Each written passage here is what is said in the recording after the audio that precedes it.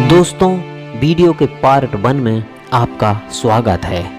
आज दुनिया में अरबों खरबों की मल्टीनेशनल कंपनियां हैं, जैसे एप्पल या गूगल, मगर ये सभी कंपनियां ईस्ट इंडिया कंपनी के मुकाबले कहीं नहीं ठहरती।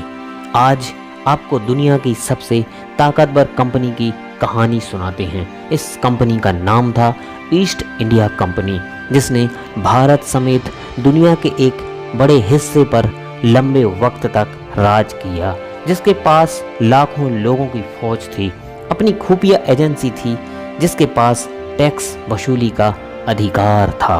तो बात करते हैं हम ईस्ट इंडिया कंपनी के बारे में। दोस्तों, नॉलेज जोन की दुनिया में आपका स्वागत है। दोस्तों, ईस्ट इंडिया कंपनी सन 1600 में बनाई गई थी। उस वक्त ब्रिटेन की महारानी थी एलिजाबेथ प्रथम, जिन्होंने ईस्ट इंडिया कंपनी को एशिया में कारोबार करने की खुली छूट दी थी।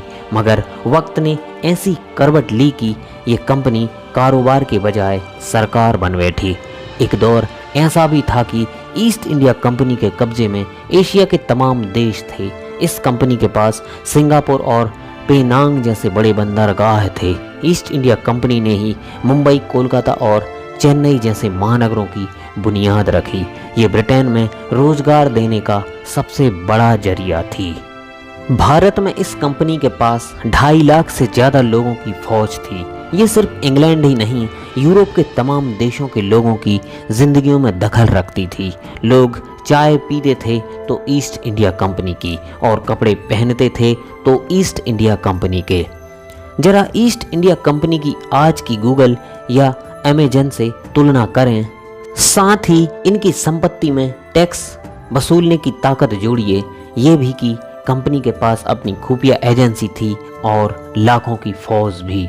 ईस्ट इंडिया कंपनी पर किताब लिखने वाले निक रॉबिन्स कहते हैं कि इस कंपनी की आज की बड़ी मल्टीनेशनल कंपनियों से तुलना की जा सकती है।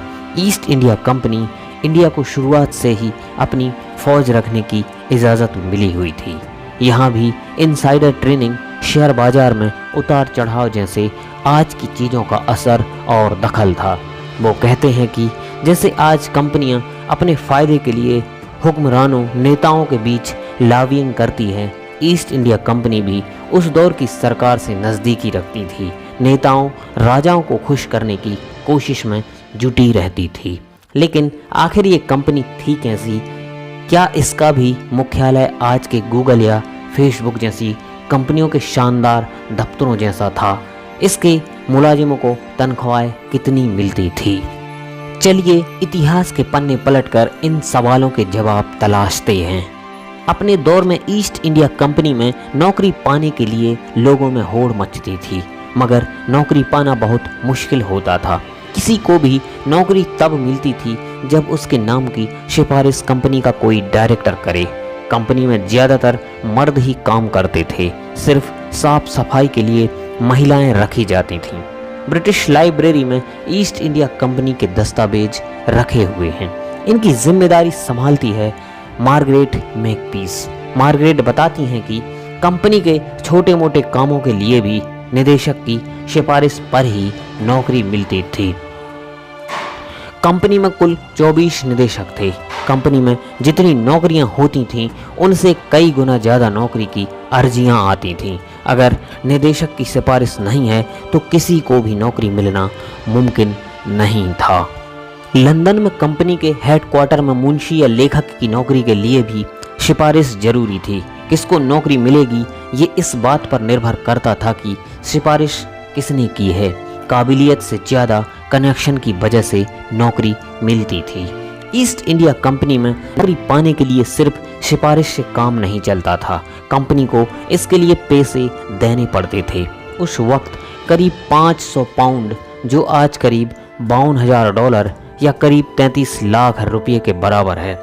जितना बड़ा ओहदा उतनी ही ज़्यादा गारंटी मनी देनी होती थी। इसके अलावा मुलाजिमों को अच्छे बर्ताव की गारंटी भी देनी पड़ती थी। आज बिना सैलरी के काम करना या काम करने के लिए पैसे देना बहुत खराब माना जाता है। कुछ कंपनियों को इसके लिए हर्जाना भरना पड़ता है या भरना पड़ा है। मगर ईस्ट इंडिया कंपनी में करियर की शुरुआत बिना पैसे की नौकरी से ही होती थी। पहले तो 5 साल बिना तनख्वाह के काम करना पड़ता था, मगर 1778 में यह मियाद 3 साल कर दी गई। कई साल मुफ्त में काम करने के बाद जाकर कंपनी 10 पाउंड का मेहनताना देना शुरू करती थी। 19वीं सदी की शुरुआत होते होते कंपनी को खुद एहसास हुआ कि सिर्फ सिफारिश लाने वालों को नौकरी देने से कंपनी का भला नहीं होगा। कंपनी ने 1806 में अपने लिए कर्मचारी तैयार करने के लिए ईस्ट इंडिया कॉलेज शुरू किया। हैलबरी में स्थित इस कॉलेज में कंपनी के मुंशियों बाबुओं को ट्रेनिंग दी जाती थी। यहाँ पर कर्मचारियों को इतिहास, कानून और साहित्य के साथ हिंदुस्तानी, संस्कृत, फारसी और तेलुगु जबानों की ट्रेनिंग भी दी जाती थी। आज फेसबुक और गूगल के शानदार हेडक्वार्टर्स की दुनिया में मिसालें दी जाती हैं। आखिर कैसा रहा होगा दुनिया की सबसे बड़ी कंपनी ईस्ट इंडिया कंपनी का मुख्यालय? लंदन में स्थित ईस्ट इंडिया कंपनी का मुख्यालय यकीनन आज के फेसबुक और गूगल के हेडक्वार्टर जैसा नहीं था, मगर अपने दौर के हिसाब से ये बेहद शानदार था। लंदन के लीडेन हॉल इलाके में स्थित कंपनी का मुख्यालय 1790 में दोबारा बनवाया गया था। इसके दरवाजे पर इंग्लैंड के राजा किंग जॉर्ज III की जंग करते हुए मूर्ति लगी थी। इमारत का अंदरूनी हिस्सा किसी महल से कम नहीं था।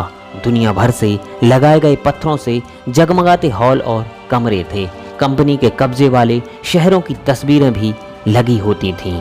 जंग में जीते गए सामानों की भी नुमाइश कंपनी के मुख्यालय में जोर शोर से की जाती थी। कहीं शेर के शिकार करने की मूर्ति थी तो कहीं सिल्क और कहीं सोने से जड़ा टीपू सुल्तान का सिंहासन।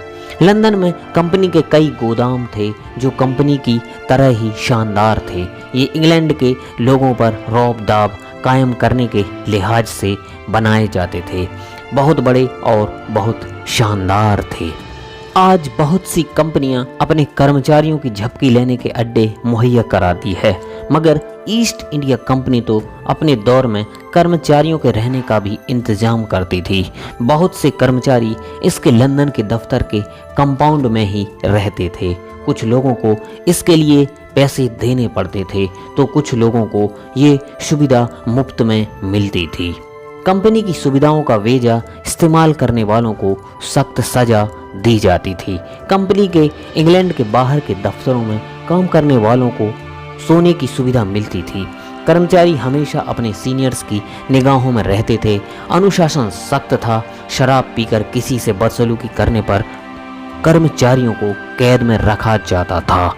विदेशों में ईस्ट इंडिया कंपनी के ठिकाने अलग अलग तरह के होते थे। जैसे सूरत में कंपनी की फैक्ट्री के साथ ही चर्च, लाइब्रेरी और हमाम था। वहीं जापान के हिराडो में बाग थे और स्विमिंग पूल भी होते थे।